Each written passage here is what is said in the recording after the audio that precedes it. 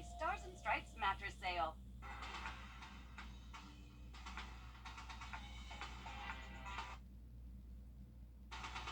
From the station that's on your side, this is News 12 at 6 o'clock. Dozens of families are receiving help from the Red Cross after flooding, but what about those who don't qualify? On your side for where to turn. Also, plans for a new gas station in one of the busiest parts of Grovetown has neighbors there fighting back. But first, we're talking about the heat with today's temps in the 90s. Definitely a scorcher out there, and the temps are looking even hotter for the 4th of July weekend, Chris. Absolutely. We will be heating up. Heat index by Sunday and Monday, probably around 105. So definitely serious business. High temp. Chris, thanks. Just a quick look here at I-20 in Grovetown. Just a very busy stretch. Already busy with traffic and the ongoing road work there. Just down the road at the corner of Lewiston Road and Columbia Road, a Parker's gas station, a Parker's Kitchen gas station is planning to set up shop, but the neighbors there are not on board. Our Nick Veland is live from Grovetown, where this gas station might go. Nick, what are the concerns there that you're hearing from neighbors? Yeah, well, Richard, you can see behind me the intersection, starting to pile up as 6 o'clock hits, people getting home from traffic, and this traffic is starting to pile it up. But neighbors are concerned about what could set up shop in this part of the land right here. More than 14,000 drivers go through this intersection every day, according to a county traffic count. But it didn't used to be this way, where Columbia meets Lewiston. You could sit on your front porch and you could talk, and you wouldn't hear all the sirens, you wouldn't hear all the traffic, you wouldn't hear all the horns blocking. Patricia Hamilton got land on Columbia Road as a wedding gift. Now, what was a present has some negatives. It's different. I don't mind development. I just don't like the traffic. Some days I've literally timed it and it's taken me 15 minutes plus to get out of my own driveway. Parker's Kitchen is looking to set up shop at the last remaining corner on the intersection, adding another gas station, questioning neighbors. How many gas stations can you have? I mean, they about have one on every corner now. A gas station, shopping center, and a church is at the intersection already. Bringing in will break the peacefulness Hamilton used to enjoy. It's just not like it used to be, and I know change comes. I'm older. I realize progress is going to happen, but I don't understand why we can't get the roads, to accommodate the traffic before we start all this approving. And it'll be brought up tonight at the Columbia County Planning Commission. Will be discussed, and it will be voted on. If it's approved tonight, the project will get moved to the full commission at the next meeting on July 18th. And we'll be watching to see which way that vote goes tonight. Nick, thanks very much. Earlier this month, neighbors in Aiken fought back against plans for another Parker's gas station. It would have been at the corner of Whiskey Road and Stratford Drive next to 3 neighborhoods. They were concerned about what the gas station could bring to the area. Now Parker's Kitchen cannot be approved for that location for at least another year. A 16-year-old charged in connection to a deadly shooting on Woodcrest Drive. The Richmond County Sheriff's Office says Bernard Freeman Jr. is charged as an adult for murder and weapons. The victim is 30-year-old William Wolf, shot at least one time. Both the victim and suspect live on the same street, and we're working to find out what connection, if any, they might have. More kids are committing crime with deadly results, and that's one of the things we talk about in my latest one-on-one with Sheriff Richard Roundtree. A news release today, the homicide we had yesterday was committed by a 16-year-old. These are kids committing crimes. I mean, so you think, we were growing up, you can't even phantom a 16-year-old carrying a gun, not even to the fact that, and then willing to use the gun to take someone's life. That was unfathomable when I started 30 years ago. Now, you can watch my full interview with Sheriff Roundtree Sunday morning on News 12 at 6 and 7 a.m., and then you'll find it online after that. And speaking of kids and crime, a Rennes store clerk is dead. Now 2 juveniles are in custody. Our Taylor Martin in Rennes this afternoon. We're going to learn more about this case. It's quiet today at the Rennes Food Mart, but less than 24 hours ago, shock fell as a robbery turned into a murder. Last night around 8:37, the Rennes Police Department got a call about an armed robbery here at the Rennes Food Mart on Waynesboro Highway. Along with Richmond County, Jefferson County, Stapleton, and the GBI, they captured 2 teenage suspects accused of shooting and killing the clerk. Today, a sign is up on the door at the gas station showing they're closed. In a short conversation with the owners, they told me this is a quiet area where not much happens and they're working with law enforcement to get more information. Right now, details on what exactly happened are limited, but we'll keep you updated as we learn more. Reporting in Brands, Taylor Martin, on your side. Now, tomorrow marks 1 week since dozens of people in Augusta watched their homes filling with floodwater. The Red Cross has taken 55 calls from people with flood damage.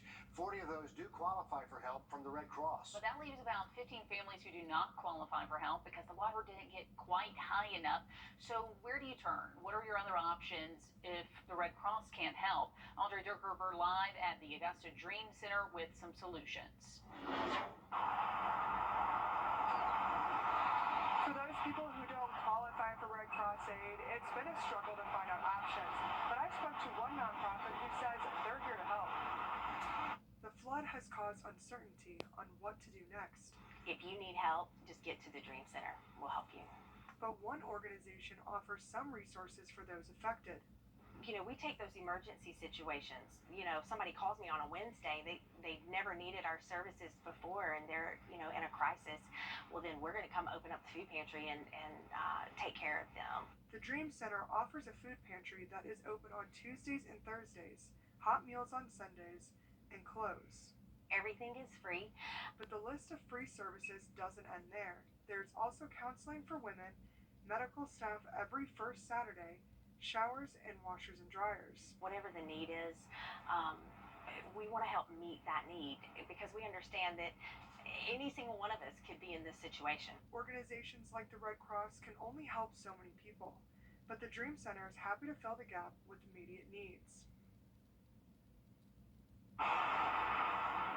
Today, I called the mayor's office, District 2 Commissioner Stacy Pullum, Augusta Utilities, the fire department, United Way, and other local churches trying to figure out the resources available. The city told us something similar to what they told us the other day. Basically, they're assessing the situation and the damage and are directing them to, quote, appropriate services. It can be a frustrating process just to get help. Audrey, thanks for the update there. Another rabid raccoon found in the CSRA, making it 8 in less than 2 months. The latest one killed by 2 vaccinated dogs in Columbia County this week. The brawl happened at a home on Blanchard Road in Evans. That is the 5th rabid raccoon found in Columbia County. The others in McDuffie and Trenton. New at 6 o'clock, if you live in Aiken County, your property taxes are going up. County Council approved that tax hike and next year's budget at their meeting last night. The extra tax income will help pay for a 15% raise for Aiken County Sheriff's Office employees and a 3% pay raise for all other county workers. It's the first tax increase since 2007. To give you an idea of your new bill, if you own a $200,000 home, your taxes will be about $24 more each year. If you own a $400,000 home, those extra taxes will amount to $48 extra a year, or about $4 a month. Crews from a number of different agencies were busy this morning with this fully engulfed fire in an abandoned house. This is Furys Ferry Road in Columbia County. Fire engines from Augusta Fire and Columbia County both teaming up on the scene. They even eventually had to use a ladder truck just to get above that tree line to get water down on that blaze. No word right now on any injuries there. The Augusta Riverwalk will be renamed. Today, commissioners voted to rename it after Augusta's first black mayor. Ed McIntyre began the process to create the Riverwalk, which then finished in the next administration under Devaney. The McIntyre family came to today's meeting. Ed's son, E.M. McIntyre, applied to start the process. Something new on the November ballot, voters will decide on whether to approve the tax to build a new James Brown Arena. It would be a 0.5% sales tax. This is to help pay for that new arena complex. If voters say yes, the arena construction will start in 2024. Next on News 12, these caves are rich with history and maybe even gold. We'll take you to Georgia's first gold mine in this week's One Take Trip. Today's high of 93 and low of 65 was 2.5 degrees below average for this date, making 43 days straight since we had a warmer than average day. But that will be changing in a pretty big way as we head into the 4th of July holiday. Have a look at your pretty hot 7-day forecast coming up. Time and temp. Tomorrow in Louisville. There is your 7-day forecast. Afternoon and evening rain chances on the order of about 30 to 40% through Monday. 4th of July looking pretty good. It will be a warm day, and there could be a few afternoon, evening thunderstorms. Chris, thanks. Up in the hills of North Georgia, Dahlonega is home to one of the state's first gold mines, a small treasure waiting for you inside these deep mountain caves. And now you and your family can experience it for yourselves. Our Will Volk is back for another edition of One Tank Trips.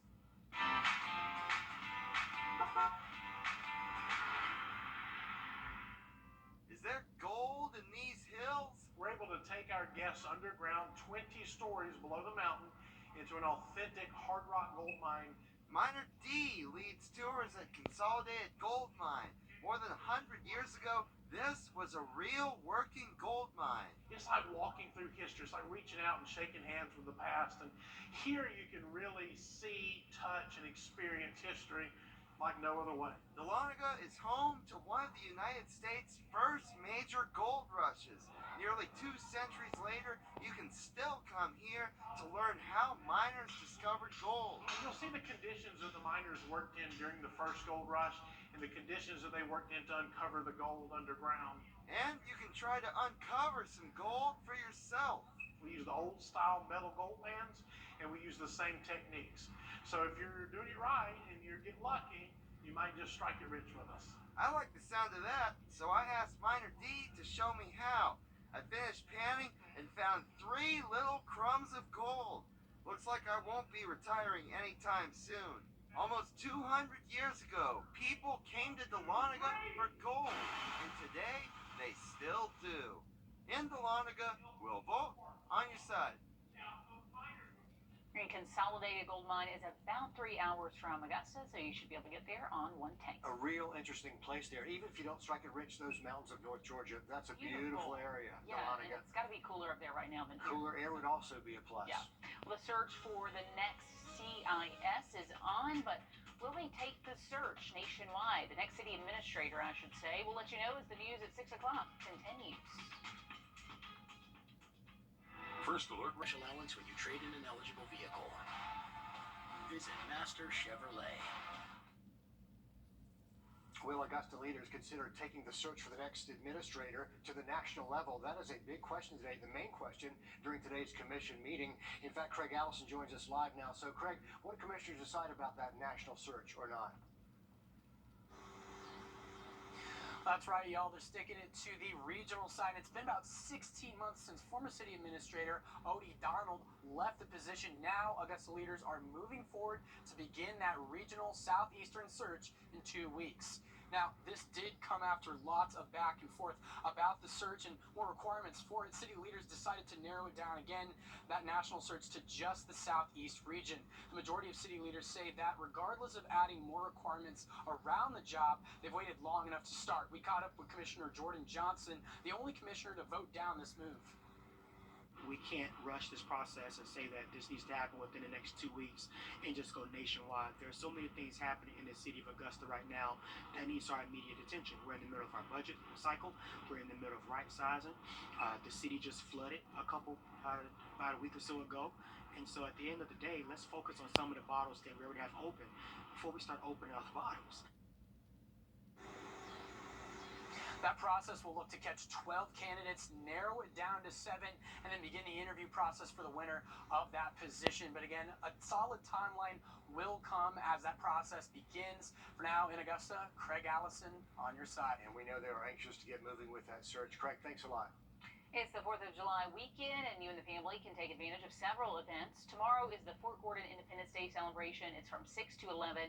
Boom in the Park, that's scheduled for July 4th from 5 to 10 at Evans Town Center Park. Huge event. And Augusta's Independence Day celebration, that is also July 4th at the Augusta Commons from 5 to 10. The Green Jackets, they're hosting events from July 4th all the way to the 9th during a homestand next week. So lots of options if you're looking to celebrate. On your sideline, sports brought to you by the Hawk Law Group.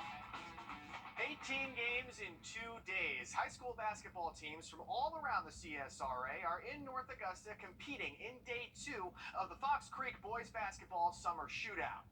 Now, this afternoon, the home team, Fox Creek, went head-to-head with the Airport Eagles. Senior Connor Cannon is going to do his thing up at the top of the key, and he set the tone early by knocking down this deep jumper, putting the Preds up by 6.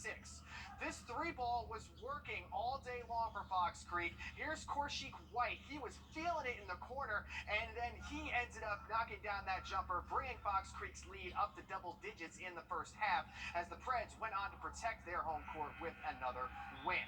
The Aiken Hornets are in attendance as well, taking on Belton Hania Path. LaDante Felton was leading the way for them in this one. He grabs this rebound, looks down court, finds Jaden Young for the easy transition layup, putting Aiken back on top. Some nice ball movement by the Hornets helps set up Julian Graham behind the arc. He sets his feet, and then that 3 is cash, increasing their lead to 5. Every team competing in this event is getting the chance to build their team chemistry months before the season even starts. It's nice so we can see what we're going up against this year and how we're going to play as a team and how everybody play together. We just building right now. Like, it's good seeing the young guys comfortable touching the ball, so we sharing it, just feeling our confidence for the season. This is the 7th year the Fox Creek Summer Shootout has been taking place, and more teams have decided to join this event with each passing year. Hot weather builds in here just in time for the holiday weekend. 96 on Saturday, up to 98 on Sunday. Only a 30% chance of rain. We'll take a look ahead and see if those rain chances go up any for the week ahead. A final check on your forecast when we come back. For you. Buy online, reserve from select dealers, or visit your local Honda dealer today. Wherever I go, I'm always keeping an eye on the power lines. In my home of Puerto Rico, Hurricane Maria showed us what can happen with a weak and outdated power grid. So I became an electrical engineer, and now I work for Wrdw. We're investing in the latest secure technologies, and we're building the future of energy today. Our customers are counting on us for a modern and dependable power grid, and I'll be keeping an eye out to make sure they get it. There is a